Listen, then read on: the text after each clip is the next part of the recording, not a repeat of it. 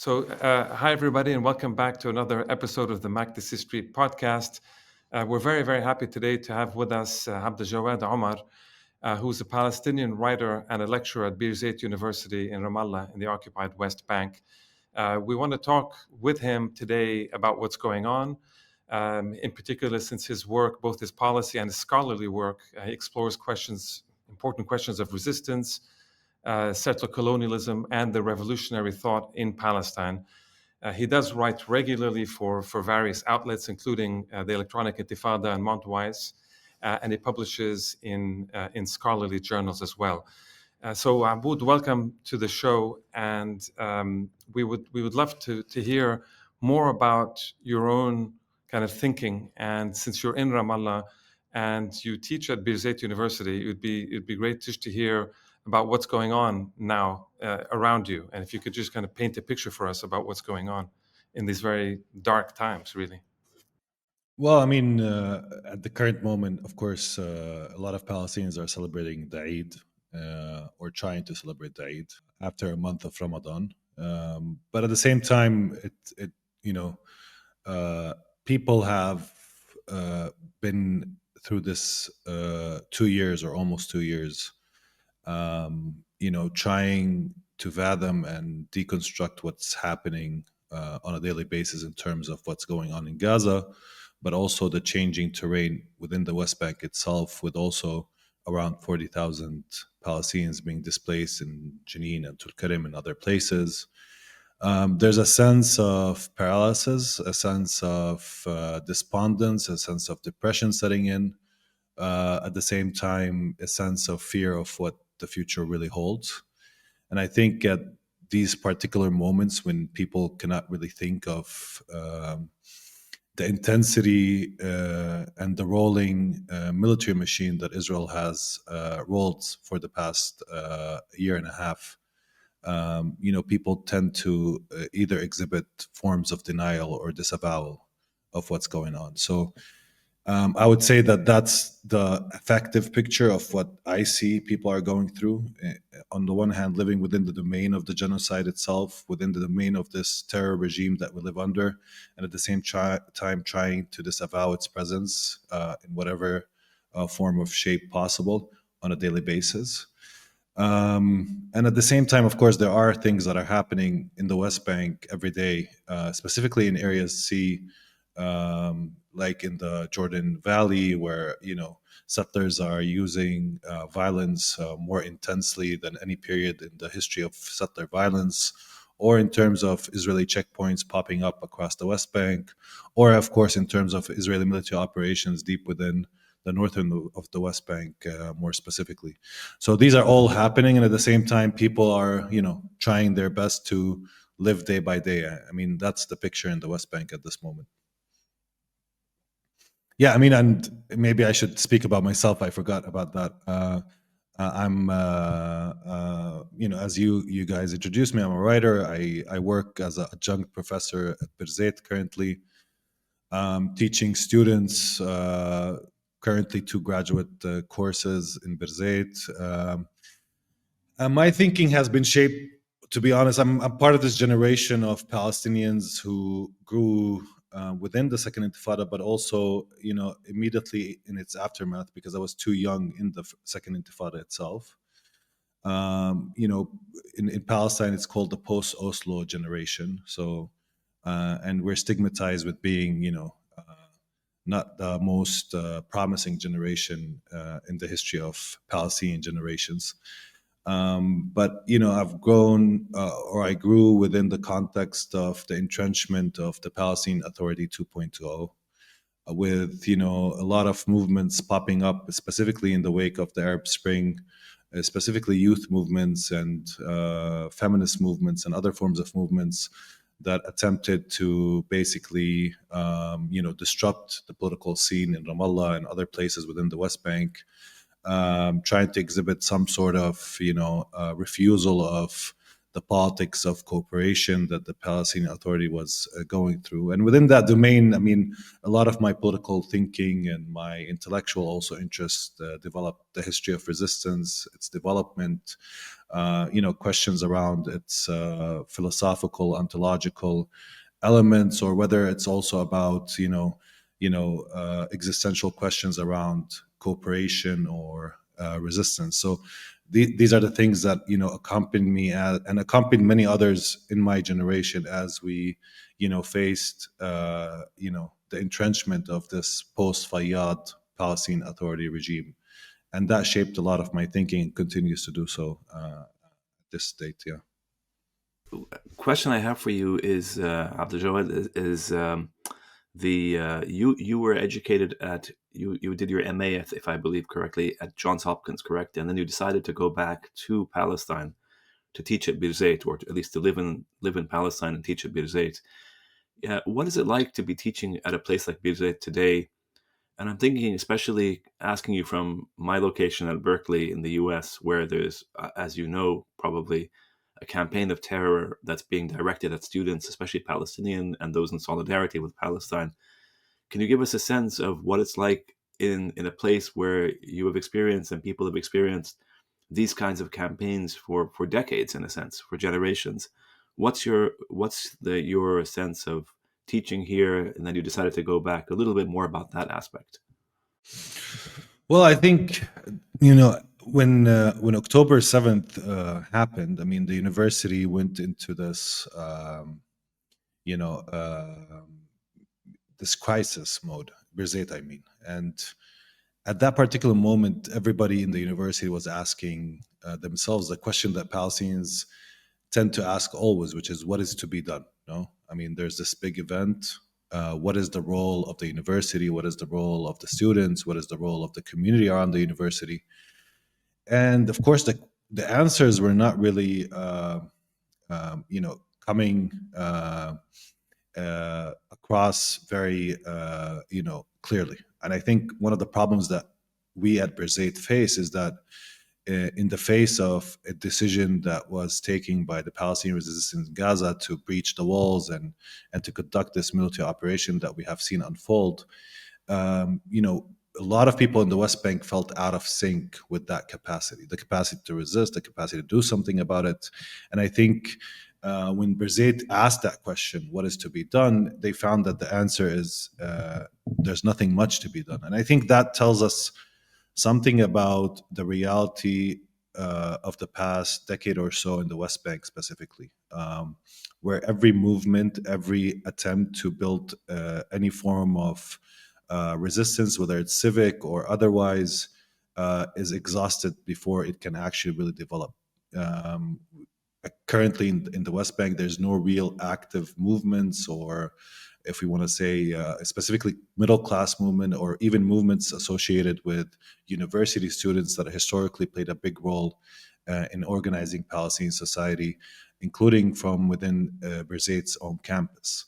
So I think that the university at this current moment is facing this kind of moment of truth, if you want, this kind of the unconcealment of a truth that the history of Birzeit in the 80s, that spirit of building institutions, of educating the population, of building political consciousness, which was really one of the main missions of Birzeit when it was first conceived, is today facing a major crisis. And Birzeit is slowly turning to a more, technical university that, graduates students that want to do engineering or science. I mean, nothing against engineering and science, but that its role as a pedagogical institution that, cares about or is working towards political consciousness, forms of consciousness that entrenches liberation or thinking about liberation, is slowly dwindling, and that comes across with students as well, because I think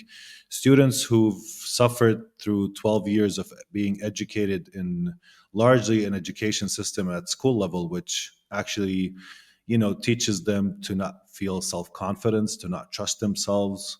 Coming to the university, still Sorry, having that I'm pride. with you. Sorry, in what sense? In what sense does you're talking about the K through 12 curriculum? In other words, Yeah. the pre-college curriculum, pre-university curriculum. In what sense? Can you just explain in what sense it does not teach self-confidence? What does that mean? Well, I mean, I think it comes. I mean, it's in pedagogical practices, Osama. Like things like, for instance, that the teacher knows everything and the student knows nothing. That students are not asked questions within the classroom. That the student is made to memorize whatever information the teacher gives, and then repeat. So what Paulo Freire calls like forms of banking education, and this is quite it's a deliberate policy meant to also create this kind of student who relies heavily on the teacher, but also what is actually even more, if you want, depressing. I know I've been depressing you for for some time now, but one of the things about the current, let's say, average student, of course, not all students are like that, but is that there's a disavowal of politics.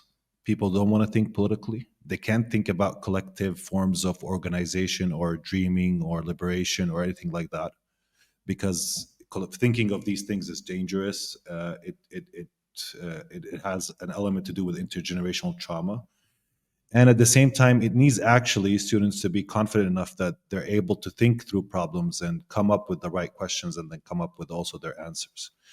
And I think on that level, there is a crisis in education, but also a crisis in the political consciousness. And I think Berzeit went into that crisis, trying to preserve itself as an institution, of course, which is its main mission at this particular juncture, where there's a lot of economic hurdles facing the university as well, with a lot of the Palestinians who work in Israel now being denied work, with an economic crisis that engulfing the West Bank as well. The university would be the first victim of such an economic crisis. But at the same time, overall, I think people are just feeling more isolated, less empowered, and highly incapable of having the face-to-face meeting where you think of the world and critique it and try to come up with answers. So I think most students are just going through life with this motion of how can I build a family, perhaps, or material well-being, which is of course the main and primary concern for most people. But thinking beyond that is simply, or is seemingly, or becoming more impossible in the West Bank. That's how I would describe it. I think I can understand that, because we've had, I think, for a while now in Lebanon, and places like AUB, I think we've had kind of similar changes where trying to organize politically within campuses, within university, has become. I mean, I've definitely noticed a much more of a depoliticization that happened over many years, and now I don't know what's going to come out of the war that's happened here, but it's definitely been a kind of depoliticization and people thinking, heads down, let's try to get this degree. And frankly, in the Lebanese condition, a lot of it is, let's get this degree and get out. Let's try to go to the US. Let's try to go to the UK. Wherever go. And I don't know now what happens with as a summer we're talking about, the crackdown in the US and parts of Europe. I don't know, what happens to all these students that had set up this pipeline where they, come to a place like AUB, and I imagine Birzeit would kind of fulfills a similar role in Palestine. You get the degree; it's a kind of well-known university, and then that also allows you to, at least allows some people to get a visa and go continue their education or something else outside. I don't know what happens in the current crackdown, but I wanted to shift a little bit from this tour. Inevitably we have to talk about a bit of what's going on in Gaza, and perhaps first. I'm always curious to try to understand how people in the West Bank, Ramallah, but sort of the large, other parts of the West Bank, how they view. I mean, obviously, the at least from the outside, the division between Gaza and the West Bank is something. I think it's fair to say that the Israelis were quite successful through Oslo, through other mechanisms, were quite successful, despite resistances to it politically and socially and culturally and everything else. I think there is a kind of there was a very clear success in dividing.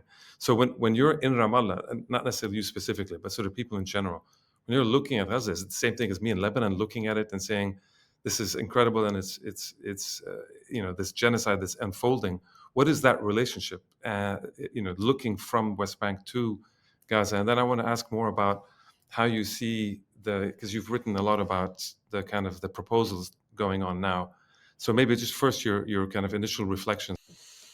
Yeah, I mean, to be honest, when it comes to people in the West Bank looking at Gaza, there's multiple reactions almost at once, and I think much of the discussion, of course, geographic divisions that were created by Israel's colonial apparatus is important in this sense.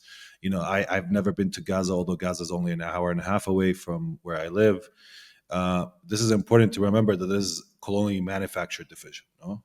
But beyond that, I mean, there's a lot of similarities in the makeup between Gaza and the West Bank in terms of political opinions, in terms of people opposition to some groups, and in Gaza there's Fatah, there's Hamas, there's Islamic Jihad, there's PFLP, there's all of these political forces. Same here in the West Bank. As much as there's division, there's also some similarity, despite the fact that within the context of Gaza, after the Second Intifada, you would see those forces more committed towards a politics of defiance taking over, while in the West Bank, due to Israel's counterinsurgency campaign, you would see forces or political forces committed to forms of cooperation and collaboration with Israel, coming to the fore. And of course, within that context, each place, each geography lived within a different rhythm. And I think in the West Bank today, people are looking at Gaza through the eyes, on the one hand, of ideological or political commitments they have. So they have the same divisions. Those excited about resistance, would look at this as a moment that defines our future, and perhaps resistance is something that will actually enable us to build a better future than the one we had or in the past. Others will look at it as a moment of defeat with pessimistic eyes, and decry the decision of the resistance groups to engage in this breach of the wall that happened on October 7th. So the discussion is caught up quite a lot, Kareem, around the decision itself, on October 7th. And it tells us something about also being unable to think the moment we're in, the present, living after the decision has been taken. Not a lot of people are thinking of this moment, only whether the decision was right or wrong, whether it should have happened or have not happened, what are the consequences of that decision, and arguing over victory and defeat and all of these binaries that come with it. So this is the picture in the West Bank, and at the same time, despite having that discussion, that political discussion, for the vast majority of people who feel powerless, incapable of really coming or meeting the demands of this moment politically, there's a recoil towards a more intimate gatherings, family, close friends, rather than engaging with the wider community or trying to actually even engage in this kind of political or ideological fight on social media or other places. I think for the vast majorities of Palestinians in the West Bank, of course they talk about politics all the time, but they're not speaking about politics in terms of what is to be done. They're just looking at and assessing whether the West Bank is next, whether we're going to face the same scenario as in Gaza, where, and the main motto, I think, which is hidden behind all of this, is that for now, the best we can do is remain, not leave, and continue to persist and exist, even if it's coming at the cost of not being able to be fully in tune with the pain and catastrophe that is happening in Gaza. I think that's the image that comes across more broadly, and how people are watching this. And of course, I just want to say that there's a lot of guilt, there's a lot of shame, there's a lot of feeling of internalized anger. I mean, I don't want to make it like as if people have realized that remaining is a political, it's a very passive political answer, no? But that's the answer that people are coming up with at this moment, having no political movements to entice them or otherwise. So that's the picture in the West Bank and how people are looking at this current moment. Yeah. Mahmoud, before we get to Karim's question about the Trump plan and all that he was talking about, alluding to, can you just give us a sense of, is it that when people in Bir Zayt, where you are, or in Ramallah, when you're looking at what's happened in Gaza in terms of the obliteration, the scholasticide, the obliteration of every university, Is it a sense that people are, do they feel that their turn is next, or is it that they think that they can avoid that fate? Do you see what I'm saying? In other words, the Israelis have deliberately destroyed every single university, and it's not. I mean, not to add to, but in what sense do people think that is not going to happen in the West Bank? Well, I don't think they don't think it's not going to happen or it's going to happen. I think it just at this particular moment, because one of the elements of this question, Osama, is that one of the problems we face historically is that you had a developing resistance in Gaza that is organized, that is capable of gathering and accumulating power, while in the West Bank you don't have that. So, you're incapable of syncing with this moment, even if you wanted to. I mean, it's something where there's no capacity for resistance, and the organized forces within the West Banks are ones that call for a politics of cooperation based on the idea of survival. So if we keep our heads down, if we do not, provoke the Israelis, if we continue to do security cooperation, which in the language of, for instance, President Mahmoud Abbas becomes a sacred, it becomes a sacred element of the whole system, no? And he actually literally said security cooperation is sacred. That type of politics right now is the one that is resonant, not because people believe in it, not because it inhabits their whole dreams, or yearning for liberation and being sovereign and being subjects of history rather than being objects of that history. But I think that on some level, when you see this military machine being able to get away with doing massacres on a daily basis, you're simply trying to avoid it. Now, what does it mean? What does it mean? Sorry, Abud. What does it mean? He says when Mahmoud Abbas, the president of the PA, what does it mean when he says that security cooperation is what you said, sacred? Sacred. In other words, collaboration is sacred. What does that actually mean? It means it's a whole inversion of Sorry, Abud. Sorry, can I interrupt? Is it just because the word Osama used the word collaborate? Can you also just talk about? I mean, how do they see themselves? I mean, clearly, from what I understand, they don't see themselves as collaborating. They see themselves as presumably stopping, for example, the West Bank and maybe larger Palestine from the fate of genocide and ethnic cleansing. So they're the realistic, pragmatic. You need to be able to do this in order to not have the fate. And perhaps what's going on in Gaza today is like, you see, we told you. There's almost a sense of we told you so. And so we're not going to let that happen in the West Bank. And the way to do it is this. And it's not collaboration as such in their view. So can you, just... Yeah, I mean, there is that sensibility, of course, because in the immediate short term, it works. Like you can tell people, like, because in the West Bank, there's no resistance, or there's very weak form of resistance, that nothing is happening in the West Bank. I'm not sure if that historically in the future that will be correct. Whether you cooperate with Israelis or you resist Israelis, I think the same desire among the Israeli fascist right wing right now is to actually ethnically cleanse and erase Palestinians from existence. Now, whether this historically happens on a certain period or not, I think it's just a matter of a historical coincidence, or perhaps. And I think even the West Bank is actually the prize for the Israeli settlers. Even before October 7th, I mean, Bezalel Smotrich, who's the finance minister, issued a plan called the Decisive Plan, which gave Palestinians three options. One of them is being slaves. The other is, immigrating or being ethnically cleansed. And the third is resisting and dying. And the continuation of expansive policies in the West Bank attest to that. But beyond that point, I think, Karim, at this moment, when people are scared to death, when they feel that this machine might, turn towards them and start shooting, and when you see the conditions of prisoners and the prisons as well, where many Palestinians from the West Bank have been imprisoned and, have faced circumstances that they have never seen throughout the history of the prisoners movement since its inception.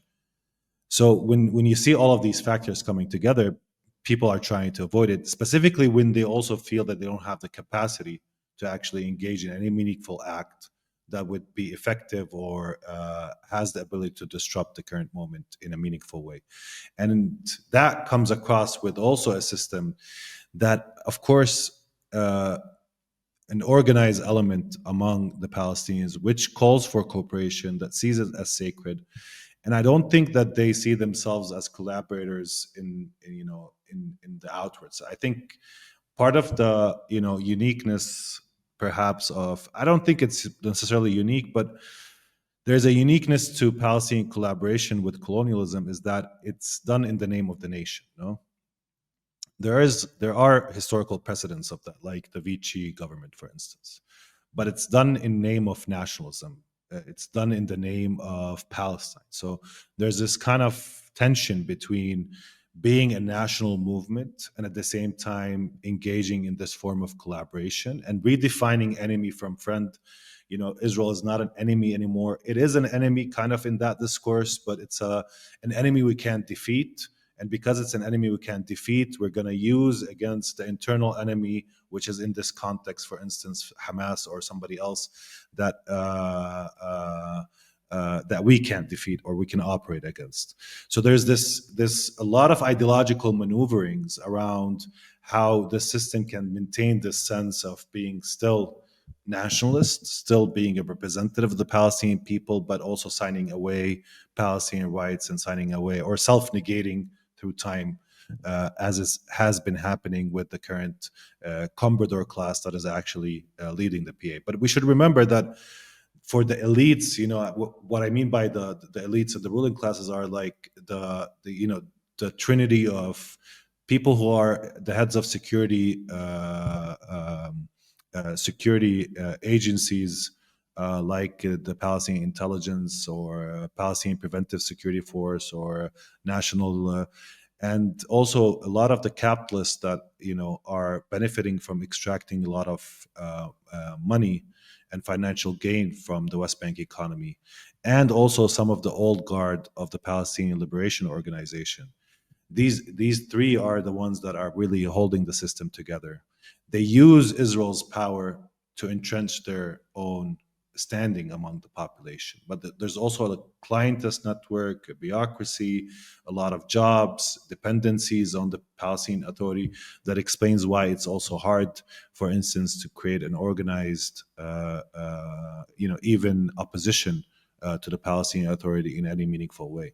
So this is a very complex system. It uses a lot of different elements, but I think in terms of discourse, yes, it can invert between resistance and the martyr and the fida'i and the istishhadi and a lot of these other concepts in Palestine that were sacred, inverted that it becomes the profane, where there's a policy of actually killing the martyr or preventing resistance or resisting resistance if we want, and at the same time having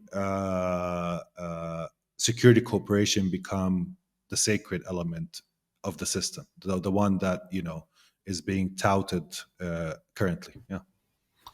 You talk also. You write about something called the politics of betrayal. Is this what you mean in terms of this kind of the reality on the ground of collaboration, and yet it's turned into a kind of politics of something else, like a sustainable, viable politics? What do you mean by the politics of betrayal exactly? Well, because it's contested and negotiated on a daily basis. Because it undergoes, for instance, when people ask from the outside, why don't Palestinians rise against the system?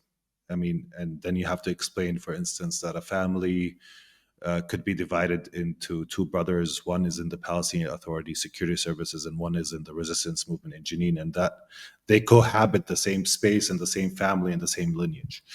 When you have to explain how Palestinians are, aversive to infighting, and they tend to try to gear away from it because it could turn into retribution that has a familial or personal basis, even if it has an origin in politics. When you have to explain how young men who serve in the security services do not necessarily see themselves as collaborators because they can distance themselves from the decisions that are being taken, but at the same time, seeing what they do as a protection of the nation rather than a betrayal of the nation. So there's that complexity, whether on the discursive, ideological, or material, everyday level, and you see this politics being managed in different ways. Even in the context, even Abud, in the context of a genocide in Gaza. I mean, everyone presumably in the West Bank has cameras and can see and know people and can see what's been happening in Gaza. I mean, the literal obliteration of an entire people. How can these myths be sustained, or this politics or this discourse that rationalizes collaboration be sustained in that way? I mean, I think it's a good question, Osama. And I think it's a moment that should be clear. But again, when you're living under this kind of regime of terror with its high-tech surveillance, I mean Israel's regime of terror, fear and uncertainty and disorientation are the prime allies of such a system. No, so no matter what, it doesn't mean that people don't know the truth, but it's one thing to know the truth, and it's another thing to also being able to inhabit that truth. It's two different elements to it. So you might know it on a theoretical basis that and if you ask most Palestinians in the West Bank, is the Palestinian Authority policy correct? They will say no. Are they traitors? A lot of them will answer yes. I mean, it's not that people on on the commonsensical level don't understand that. But it's a different thing when they see also that genocide unfolding, when they see Israel, breaking every norm of war without any repercussions or consequences, when they have, and watch the massacres on a daily basis. Also, that question of collaboration and cooperation and remaining is one that sits in tension with a politics of defiance towards the Palestinian Authority or Israel itself. There becomes a tension, and people seek survival. And we should remember that cooperation and colonialism is also one of the answers for how to survive. At least historically attempted by various groups. I mean, it doesn't mean it's the correct answer, but it's the answer that historically we have seen rise, whether it's in Algeria or in other places. It's not anything unique to the Palestinian conditions specifically. And there's a quite... but Aboud, I mean, it's you're absolutely right. Collaboration is a systematic aspect of colonialism historically, but it is also fair to say that the PA has elevated the idea of collaboration and taken the idea of collaboration as a modality that's gone far beyond anything we've ever seen, in at least I've ever seen in history. I've never seen a collaborationist authority quite like the PA in terms of this is not something that's collaborating to achieve a national liberation. This is or no, it's the opposite, in fact. So I don't know. I mean, maybe you could elaborate on this or not. And it's stark because of the genocide. And it's stark, yeah. I mean, because of the genocide, it's coming out more than just talking about it in Oslo in a kind of sort of an everyday kind of way. But when we're looking at this, frankly, when we see or we don't see statements. I mean, it's even for me, and I'm a fairly cynical guy living in Lebanon at this point. But when you see statements or don't see statements coming from the PA, coming from Mahmoud Abbas about his own people, whatever his relationship with Hamas is, no matter what the rivalry, no matter what he wants done with that, just at a very human level, the lack of, or at least it doesn't come out in the press, or it just doesn't filter into it. I follow things fairly closely. It doesn't filter out. It's really quite striking, and seems to go beyond the usual kind of historical moment. Yeah, and because I think that the PA, this is surprising. I mean, it's paradoxical because I think the PA now sees this as a moment of enunciating itself more as a collaborative regime than any time before, because what it's using, I mean, this is the paradox of having a genocide taking place in Gaza while you're still in the West Bank. it enables the PA to argue, as you said, Kareem, before, that their policy is the correct policy, and we should even be more collaborative than before. We should even prevent resistance from happening in the West Bank, that it's illogical, that it's a form of adventure, that it's madness, that it's, that is the type of discourse that the PA and its, supporters are using to describe, any form of resistance, whether, again, armed or non-armed, for that matter. So it's a moment that actually feel more empowered rather than weakened. I mean, this is the paradox of the current situation, because they realize that the larger society, the Palestinian society, is, either impoverished, incapable of mustering opposition, fearful of Israel's, taking off the gloves and using this monstrosity, and they realize that this is their moment to actually even, enunciate an even worse form of collaboration than the one before. So, I mean, that's at least the political condition where betrayal becomes sensible, realistic, pragmatic policy, if you want. Yeah, I mean, in political terms, it's clear, and I want to get to the Trump plan. I mean, it's fairly clear that the PA has been trying to, after what seems like a very, very long time of apparent irrelevance, outside of the familiar thing of saying, well, I think it's the biggest employer in the West Bank, I believe, and so there's a lot of dependence on it, a lot of European and some UN aid that goes through it, and that kind of to pacify people in the West Bank, and to allow them to live semi decent lives there.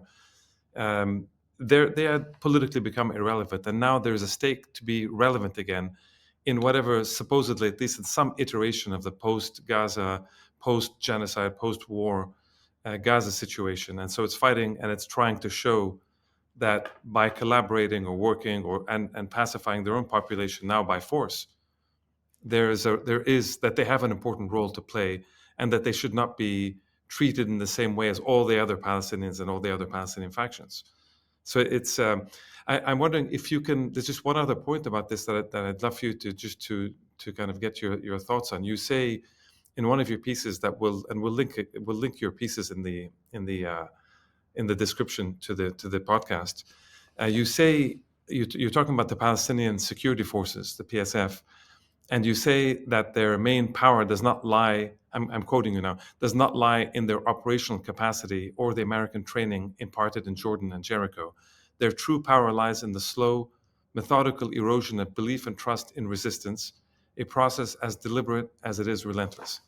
So can you, this I think what you're writing kind of comes after the PA sent in its goons, its security people, to, well, maybe you can describe what it is, and this business of trying to pit some Palestinians against others, and some young Palestinian men against other young Palestinian men within this context, and the impact it has on the idea, let alone the action of resistance.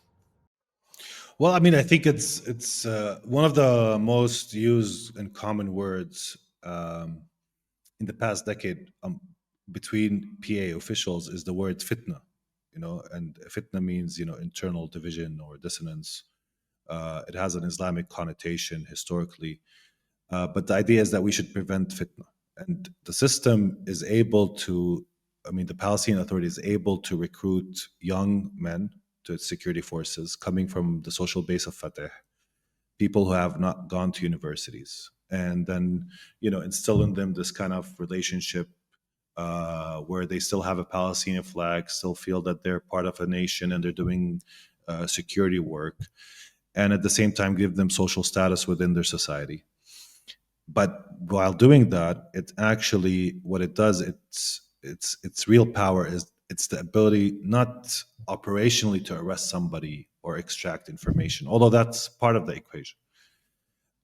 Because we can also, here say that operational capacity is still limited. It's not that professional. All of that comes with that. Its real power is that when, for instance, Basil Araj, who was a Palestinian intellectual, was arrested by the PA. He had weapons, but he would not use them against PA security officers because he didn't want to engage in a gunfire with PA security officers.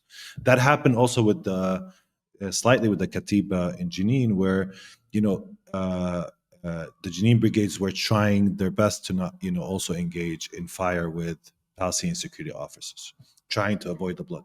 So that avoidance of fitna, which is a term used by Palestinian officials because they know that Palestinian society is sensitive to that form of fighting and infighting, and will try its best to avoid that fighting.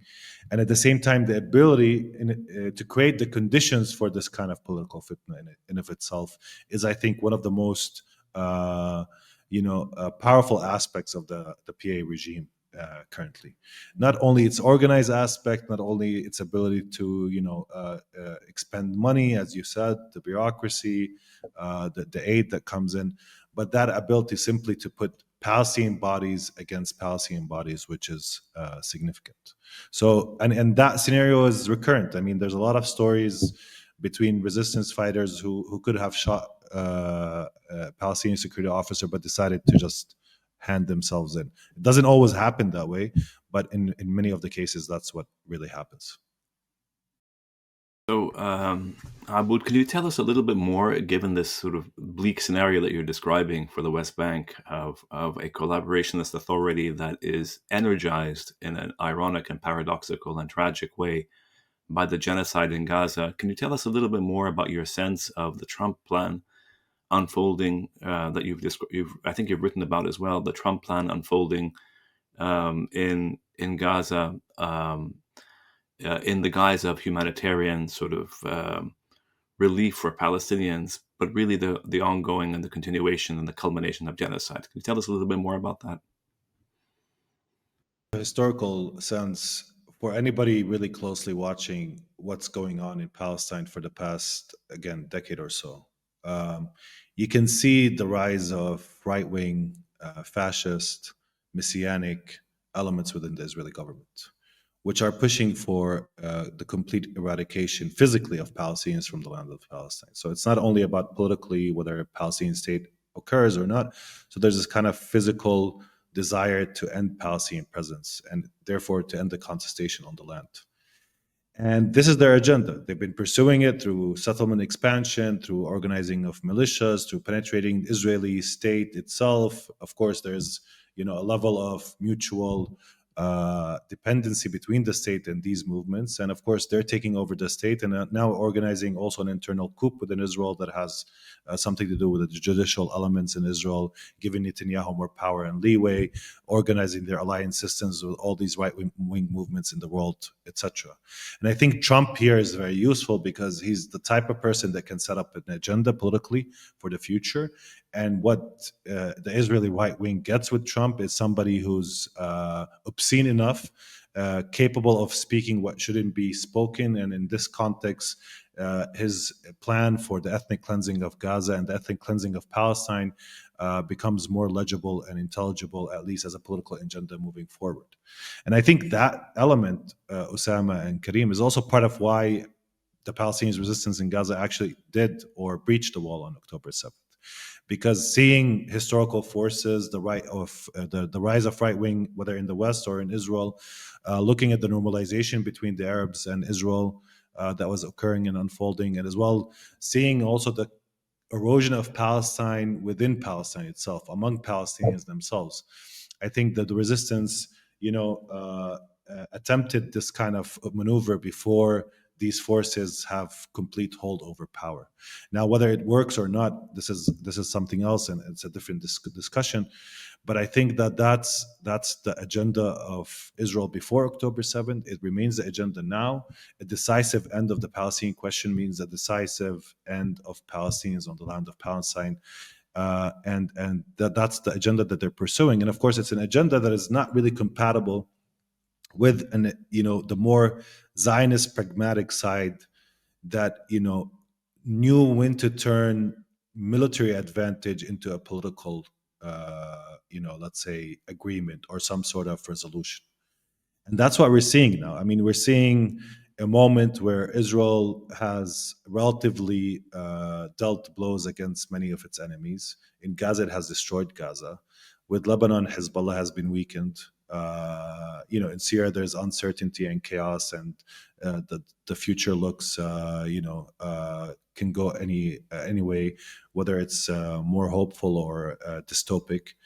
And at the same time, Israel is still expanding in Syria, still hitting in Lebanon, still trying its best to decisively end the resistance in Gaza, and at the same time expanding in the West Bank, and not being able to really take these elements of strength that it has accumulated, at least in the 17-month confrontation with the different forces of the region, into some sort of political agreement which the Arabs can live with and the Palestinians can perhaps live with, and then also the Lebanese and Syrians and others.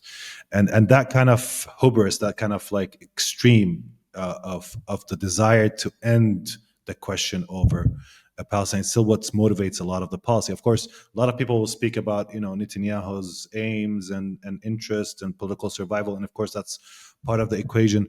But I think that's the problem with the current Israeli government. It does not have the pragmatism enough to take its wins, and it will continue down this path in the near future or the medium run. And that's why it remains, it's important that October 7th it's not only a fight that will end anytime soon, even if the war in Gaza reaches a ceasefire. There's no return to normality. There's just a continuation of war by other means. I think there is this larger, since you kind of touched on the larger regional kind of aspect, I think there is this larger project. We feel it here in Lebanon as well. There seems to be a choice basically between this normalization track project, ideology, I'm not sure what it is, trying to think it through, in which parts of Lebanon, parts of Palestine, parts of each of these Syria, etc., each of these countries, being told, if you join on this wagon of normalization, then presumably you will be outside of total defeat, of total annihilation, of total irrelevance, of a permanent exile and refugees and displacement and all of this. And if you don't, then based on, as you talked about, this kind of the rise of global fascism in its global context, in the West at least, and the total erosion of not even international law. We used to talk about international law and double standards. So now this total erosion of even the most basic forms of humanitarian law and all of this. So the question is, are you suggesting that these are not the tracks actually available? So either normalize and give whatever the Israelis want, or you suffer total annihilation. Is there something else that we're missing in this? Because part of the power of this overwhelming force, well, the combination, I think, of the overwhelming force that they're allowed to get away with, and on the other hand, the total erosion of Western liberal, international law, legal sort of humanitarian logic, in which it's okay to kill not only journalists but doctors and hospitals and basically everything in it, and there's no comment. There's not even children and everything. All those things that were slightly exceptional to the war machine, that there would be some kind of liberal discussion or guilt or outrage or laws or accountability of some form or the other. What is there a third track there somewhere where you don't have to either submit totally or be totally annihilated? These are the options that are being given to us politically. I know there is somewhere, but I know where you are and where I am. These are the options that seem to be before us. Well, yeah, I mean, I agree, Karim. I think that's the options that they want to script, And I think one of the things that people tend to do, which is, even if the context of the current moment is looking at what the Israelis desire and want, it doesn't mean that they can really fully attain what they really want. I mean, if they wanted, if they actually were able to achieve what they wanted, they would have done so a long time ago. We should remember that there's still a struggle over Palestine. We have always been in this no defeat, no victory type of, zone. It's not total victory nor total defeat. Of course, people point out the Nakba, and of course, many Palestinians became refugees, and Israel was created, and it's a defeat. But the struggle continued, and I think that on some level, we Palestinians tend to have a desire for that finality, and even if the finality means total defeat, as if that will make us feel like we've now, can look towards some other future. There's even that desire for, that I don't have to live in this kind of liminal zone. And that's why we create these binaries that, we try to perhaps impose on ourselves as the only options available. I think there are a lot of different options that are available, even if the Israelis are holding a gun on our faces.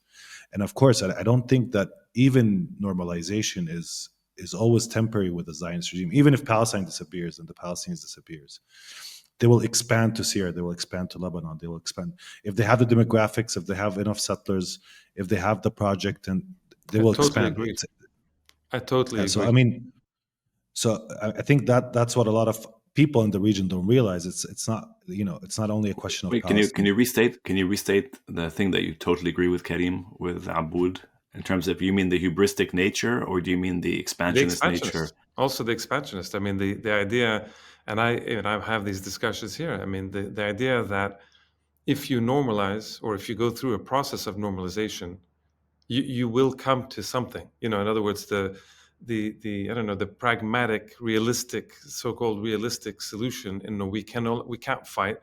You've seen that the resistance in Lebanon is crushed. You see that the resistance in Palestine is crushed. You see that the Yemenis eventually, or the Houthis, etc., are going to be crushed, one way or the other, and Iran, one way or the other. This is, what you hear, right? That Iran sooner or later is going to capitulate and do some kind of agreement that kind of fall into line, whether they're attacked or not. I mean, they're going to fall into line sooner or later. It's just too overwhelming not to kind of fall into place, and so that will somehow reach an end, that there will be a modus vivendi, that the Israelis, you can then come to some kind of general agreement with the Israelis. I think they will, no matter what you, even in the most pragmatic way, give them and accept, there's always going to be one other thing, and then another thing, and then if you give an agreement to that, they're going to take South Lebanon. You give them South Lebanon, they're going to say, okay, I want to go to the Awali River, or I want to go then to Beirut. They don't have a stop mechanism inbuilt, as far as I can see. So normalization is I understand, at a certain perspective, the logic of normalization as a pragmatic way of ending genocide, or in Lebanon's case, of ending this total impunity with which the Israelis are able to, hit. That just early this morning in dawn, there was an Israeli raid and they killed 4 people in Beirut, in Tahi of Beirut. They took down 3 or 4 floors and several people were killed. Of course, they say there's a terrorist, etc. But a lot of people were wounded, and a woman and a child were also wounded in this attack. So there's a sense of dread, and people here have PTSD on the question of the drones and the attacks, and I just don't see how that stops. Where it's not just a question of resistance, but the ideas of resistance themselves are being taken out against an expansionist Israeli project that doesn't seem to ever, stop. It's just always thirsty for more. So even at a pragmatic level, it's not something that I'm able to understand as a political project where you say, okay, they will leave us alone if you just give them X, Y, and Z.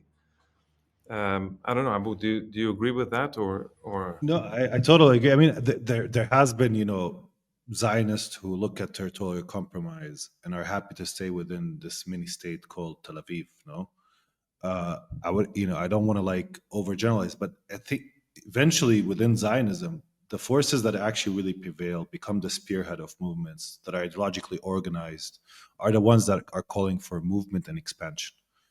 And you can see that historical struggle within Israel itself, interplay. I mean, I wouldn't say it's a struggle over, Palestinians or Palestine itself, but it's, that struggle between liberal, secular virgin, territorial compromise, pragmatism, and then you have this messianic, let's expand wherever we should. I mean, there are foundations, for instance, that, are mapping out Jordan in Israel for future settlement, no?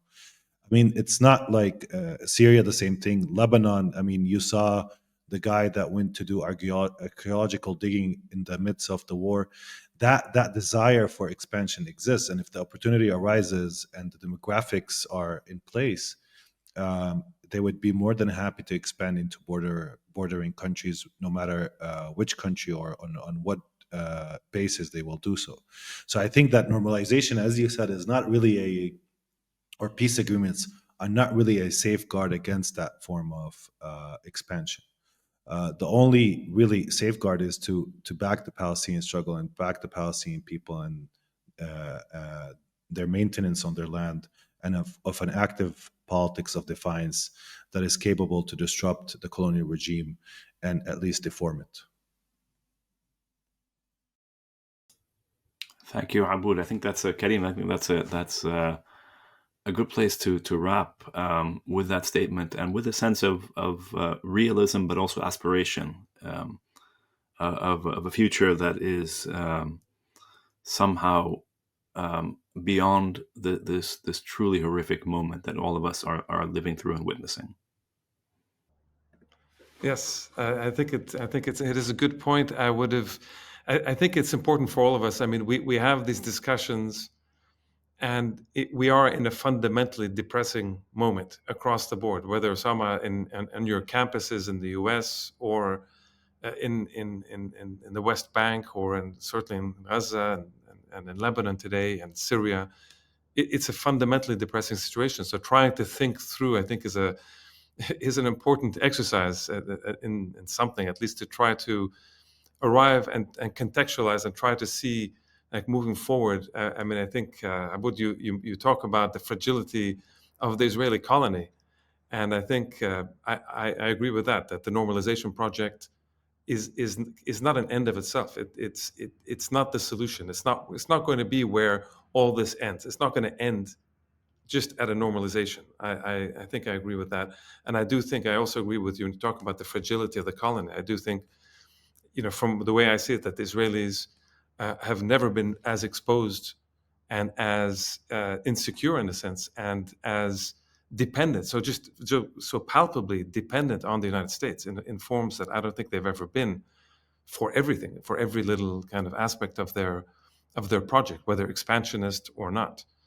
So I'm not sure, I don't know why I'm sounding a bit hopeful, but there is a kind of, I don't think it ends here, I think, but we do need to kind of keep thinking about this. And thanks, Aboud, for coming on and helping us think this through more.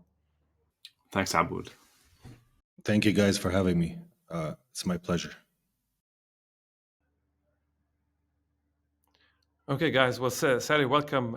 You missed this really, really interesting discussion with Aboud. Although, unfortunately, like many of our podcasts these days, quite depressing. But we had a very, I think, really interesting discussion about the role of the Palestinian Authority and questions of, collaboration versus pragmatism. So the idea that I mean, I thought this is interesting. This notion of that the PA has this opportunity now, moving away from a kind of long period of irrelevance to a period where they may think that they are relevant, and that their project of being pragmatic and what we might say collaborating is in fact something that they're saying, see, we won. We told you. If the alternative is to fight them, you're going to get crushed, you're going to get cleansed, there's going to be genocide, you're going to get obliterated. So let's go down this pragmatic way, and if you stick with us, we can be part of this larger Arab project of normalization. And so I thought that was interesting. Osama, what do you think? Well, first of all, I mean, I think I agree. You summarized it exactly right. That's exactly what the tenor of the discussion was.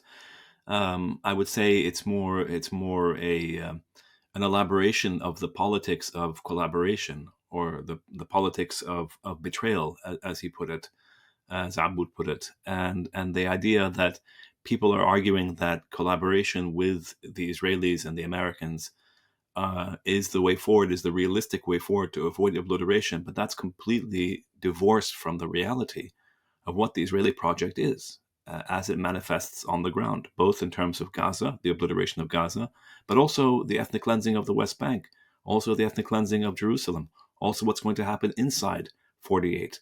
All these things are going to happen, let alone what's going to happen in Syria, in Lebanon, to Jordan. In other words, the idea of people who fantasize that one is going to collaborate with what Aboud just talked about. He talked about this is an increasingly fascistic, overtly racist, supremacist, right? Politicians who are actively talking about Palestinians in the ways they do. So I don't Yeah, understand. but So yes, within a larger fascistic global moment, that's I think in other words, that moment is caught up with the Israelis. sorry. The global part has caught, or the Western part, anyway, has caught up with the Israelis. It's like the Israelis have been Yes. like So the this, idea of saying that and the that's global realistic, moment I is don't know with if it's them now. realistic. It's just it's. I think it's something for all of us to contemplate, and for all of us to think seriously about, and to maybe take away the blinders of we've had, the three of us have had these debates endlessly, the blinders of resistance. In other words, the ideas of those people who thought that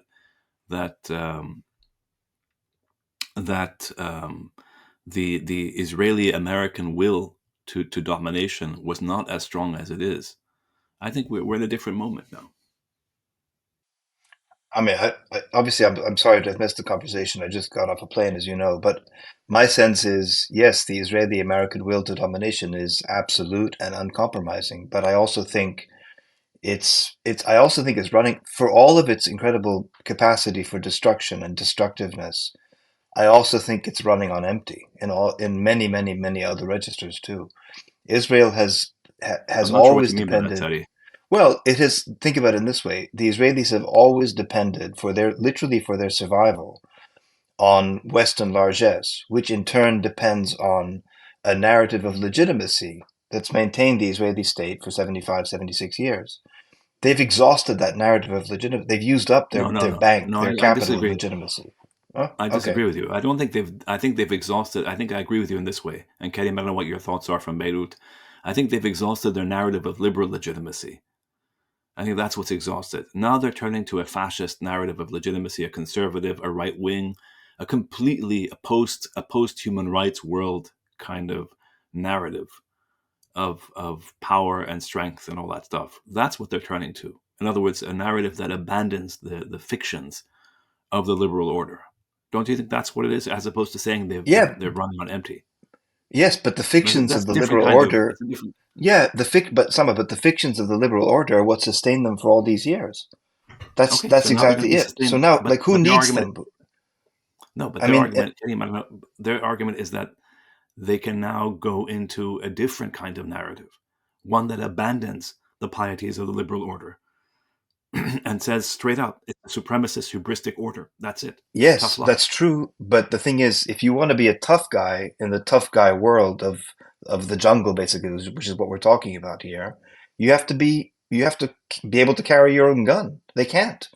In other words, what value do they bring? Why does America need them? If this is just about might makes right, if this is about sheer force, the Israelis can't accomplish anything other than brute destruction. So then what do they bring to the table? Their tanks are useless, their soldiers are useless. They're completely useless militarily speaking. So what value added do they bring to, if it's just about might makes right? The US is far more powerful.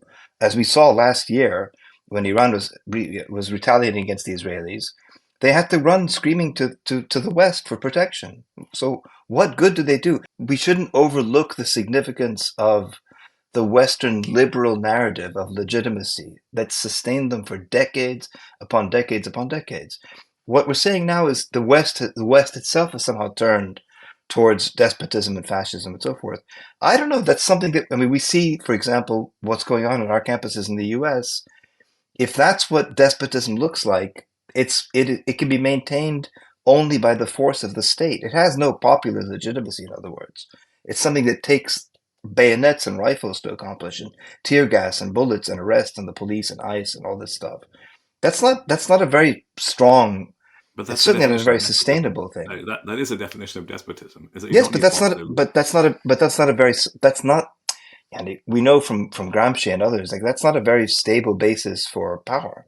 You can't go on using brute force open-endedly. At some point, the hegemonic structure needs to be kind of self-sustaining in various kinds of ways, which Zionism in the West was for decades.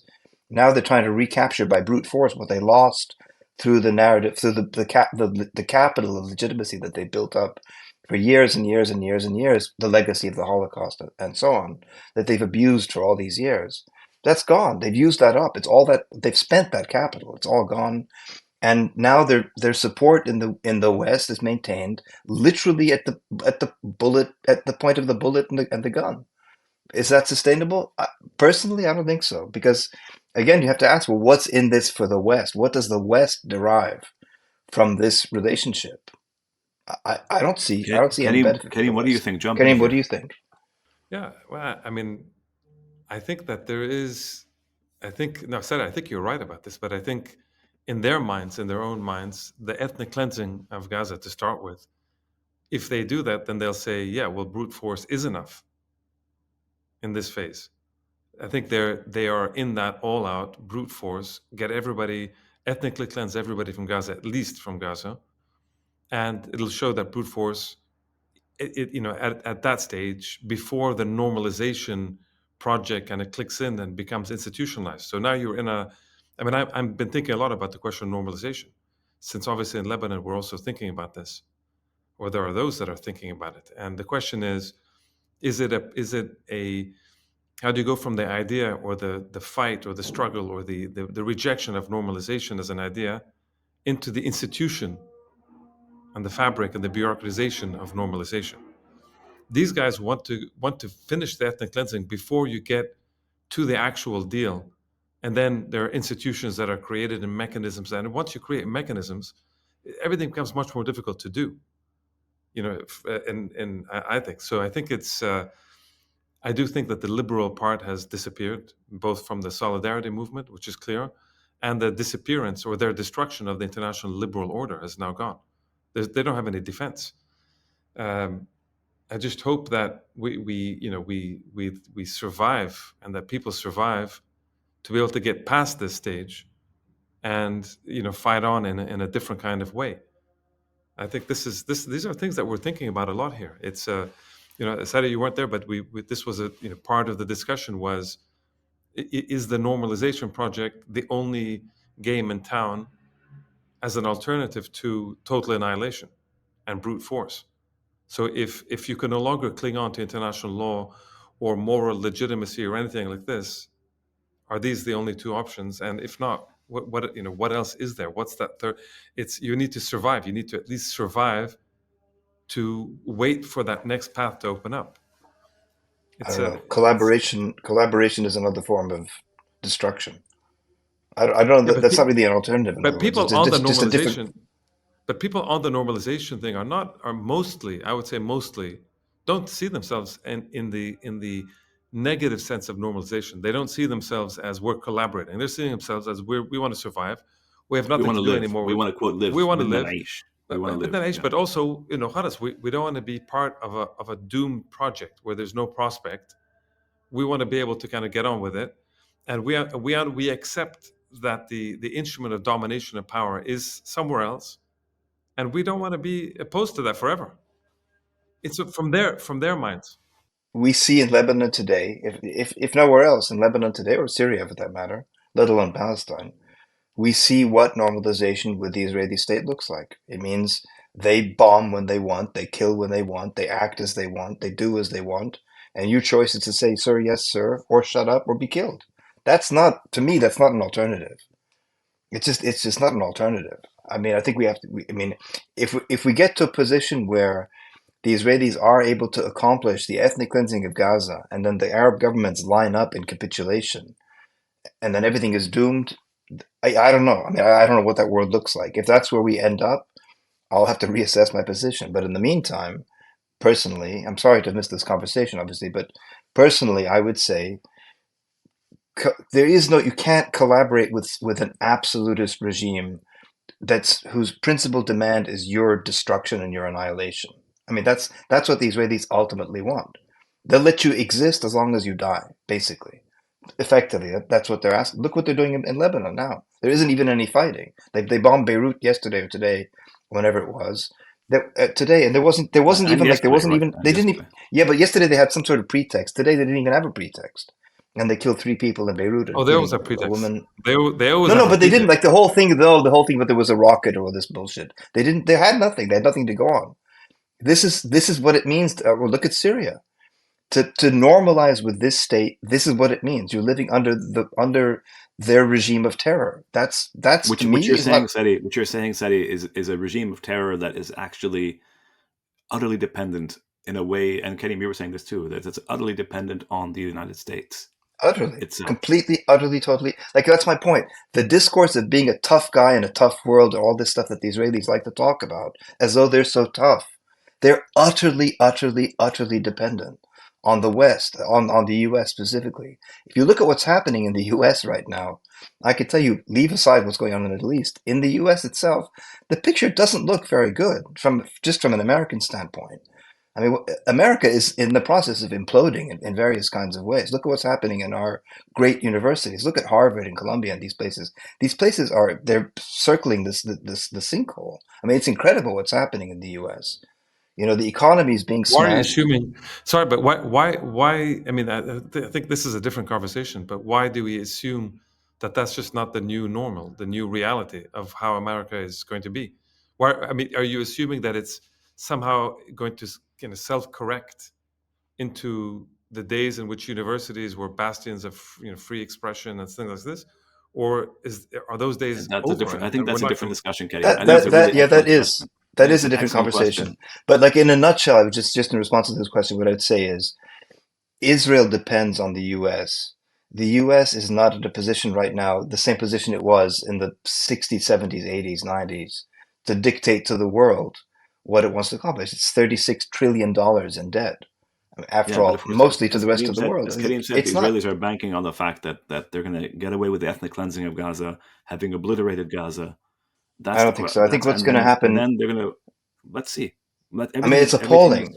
Obviously, what's happening in Gaza is just it's sickening. It's appalling what's happening in Gaza. But I don't. They weren't able to accomplish it in the last year and a half. How are they going to accomplish it now?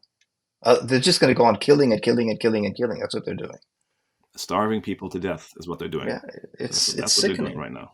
All right. I think here what's happening, what's interesting is that for the most part, it's very clear that this was an American project that's happened here. It's everybody looks to America, whether they like them or don't. And this the idea that the United States is running the entire process here, and that in some quarters they would say that it's the United States that prevented the Israelis from destroying even more of Lebanon. So there's the appeal to the United States and to the benevolence of the United States as a restrainer Yes, there is. to the There is. Israelis. In the same That's the way, kind of attitude. Karim, I have to go. I'm sorry, but in the same way that people appeal to Andrew Jackson to prevent the Trail of Tears. Let's see. Let's see what actually happens, in the very near future and in the medium term. Guys, I have to go. But Karim, thanks again for this. And Sadi, good to see you. Thank you, guys. Thank you.